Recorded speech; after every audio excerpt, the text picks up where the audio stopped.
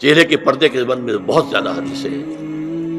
حضرت ام خلاد ایک خاتون تھی، ان کا بیٹا ایک غزوے میں شہید ہو گیا، وہ اس کے بارے میں کچھ پوچھنے کے لیے حضور کے پاس آئی، صحابہ بیٹھے ہوئے تھے، تو انہوں نے نقاب ڈالا ہوا تھا، منتقبۃ، نقاب کا لفظ بھی حدیث میں موجود ہے، اور یہ لوگ کہتے ہیں نقاب تو جو ہے یہ بعد کی پیداوار ہے، یہ لفظ کوئی ہے ہی نہیں۔ حجاب کا لفظ قرآن میں ہے، جلباب کا لفظ قرآن میں ہے، خمار کا ذکر قرآن میں ہے، اور یہ منتقبۃ نقاب ڈالی۔ لوگوں نے کہا عجیب عورت ہے یہ، اس کا بچہ شہید ہو گیا ہے، مطلب یہ کہ سخت صدمے کی کیفیت ہے، اور یہ اس وقت بھی اس نے نقاب ڈالی ہوئی ہے۔ تو انہوں نے جواب دیا ان ارزو ابنی لا ارزو حیائی، میں نے بیٹا کھویا ہے، اپنی حیا نہیں کھوئی ہے۔